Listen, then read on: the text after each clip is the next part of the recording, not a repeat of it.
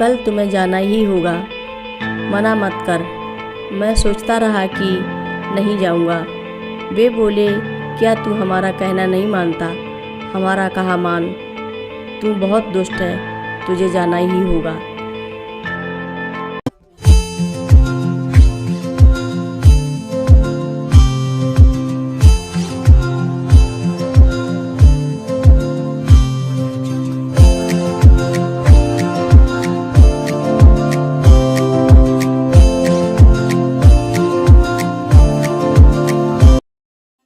रक्षा सूत्र चैनल पर सभी भक्तों का स्वागत है।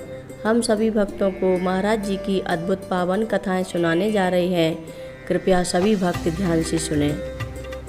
एक बार जब मैं कैंची में रह रहा था, मेरी पत्नी महाराज जी का दर्शन करने आई। उसे हृदय की बीमारी थी। जब वह सीढ़ियाँ चढ़ती उतरती थी तब उसकी धड़कनें बढ़ जाती थीं। कभी कभी हृदय में बहुत दर्द होता था। वह मेरे पास रोती हुई आती, क्योंकि उसे लगता था कि वह मरने वाली है। लेकिन मुझे उसकी ज़्यादा चिंता नहीं थी, और इसकी वजह थी महाराज जी पर अटूट विश्वास। उसके हृदय रोग के बारे में मैंने महाराज जी से कभी नहीं कहा। इस बार जब वह महाराज जी के पास आई तो उसने अपना हाल बयान कर दिया। महाराज जी ने पुकारा, वह कहाँ है? उसे बुलाओ।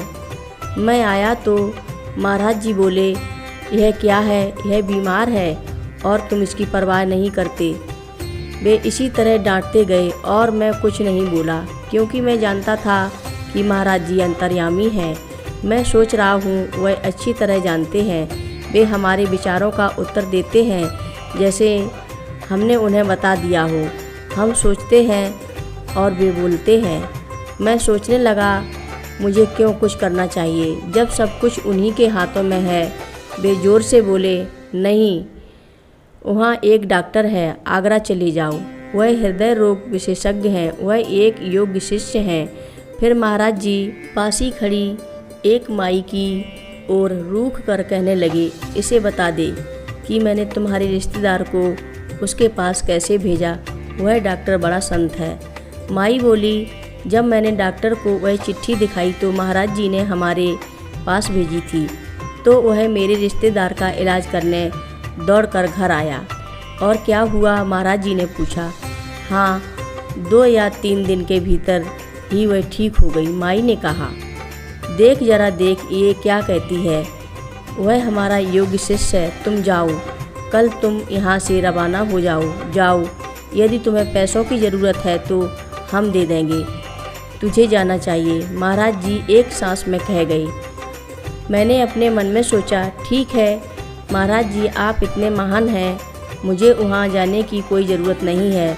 आप ईश्वर हैं, आप उसे ठीक कर सकते हैं। मेरे मन में आए विचारों का महाराज जी ने तुरंत उत्तर दिया, नहीं नहीं, तुम्हें जाना होगा, यह हमारा हुक्म है। मैं चुप रहा और वे फिर बोले, क्या तुम नहीं जानते वह डॉक्टर बड़ा संत है।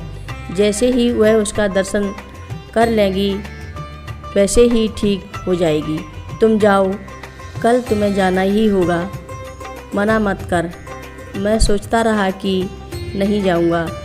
वे बोले, क्या तू हमारा कहना नहीं मानता? हमारा कहा मान। तू बहुत दुष्ट है, तुझे जाना ही होगा। मैं सोचने लगा कि यह बहुत ही कष्ट साध्य कार्य है, लेकिन जब महाराज जी कह रहे हैं तो जाना ही पड़ेगा। दूसरे दिन मैंने सोचा कि वह मुझे जाने के लिए कहेंगे, लेकिन वे इस बारे में कुछ नहीं बोले। उन्होंने कहा, अच्छा इधर आ, मेरे पास बैठ। मंदिर में कितने लोग आ रहे हैं, उन्हें प्रसाद दे दे, उन्हें जो वो चाहे दे। परंतु आगरा जाने के बारे में वे कुछ नहीं बोले। उस दिन के बाद वे 8 साल गुजर गए। मेरी पत्नी के हृदय में कभी दर्द नहीं हुआ। जब वे मेरी उम्र के थे, भारत के मैदानी भागों में पागलों को ठीक करने के लिए प्रसिद्ध हो गए। उन दिनों कई लोग ऐसे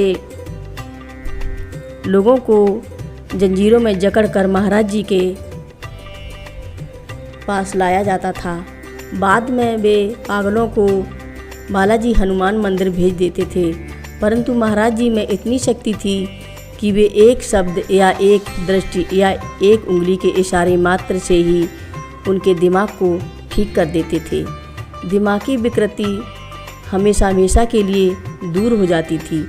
एक व्यक्ति अपनी विधवा माँ को लेकर आया तो अपने पति की मृत्यु के सदमे से विक्षिप्त हो गई थी।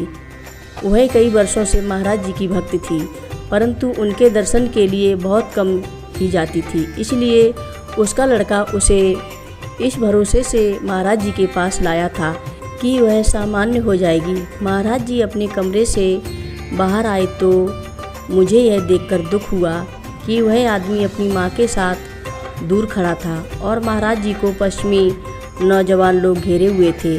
मैंने प्रयास करके उस व्यक्ति और उसकी माँ को आगे किया। लोग तुरंत अगल बगल खिसक गए।